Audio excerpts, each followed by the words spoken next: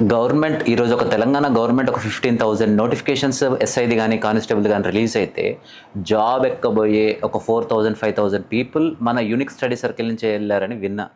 అంటే ఆల్మోస్ట్ ఒక 30% of the people are hide from unique study circle.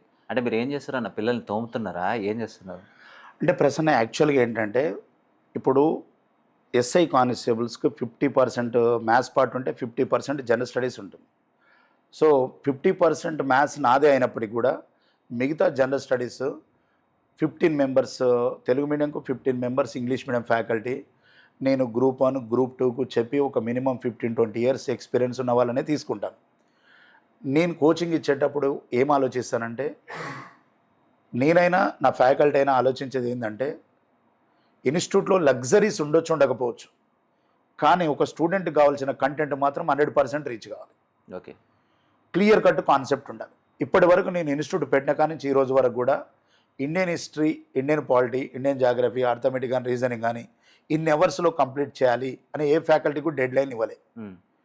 మీరు కంప్లీట్గా చెప్పాలి, ఫ్రీగా వాళ్ళకి వదిలేసారు, ఎంతవరకైనా వదిలేసేది.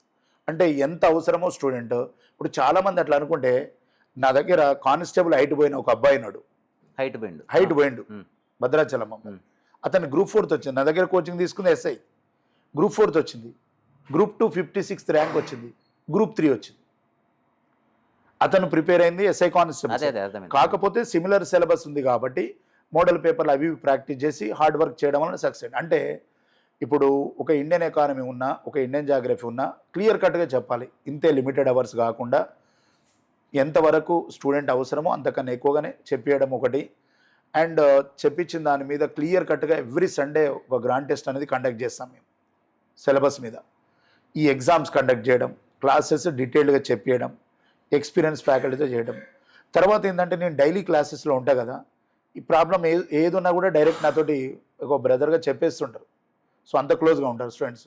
సార్ మాకు ఈ సబ్జెక్ట్ ఇది ప్రాబ్లం ఉందంటే ఎమ్మటే నేను వేరే ఫ్యాకల్టీస్తో చెప్పేయడము ఇలాంటివి తీసుకుంటాను. నాకు మెయిన్ స్టూడెంట్ ఫీడ్బ్యాక్నే ఫస్ట్ ప్రయారిటీగా తీసుకుంటాను. స్టూడెంట్ ఫీడ్బ్యాక్ తోటే రన్ అవుతుంది, మౌత్ స్ప్రెడ్ తోటే రన్ అవుతుంది ఎక్కువగా ఇన్స్టిట్యూట్.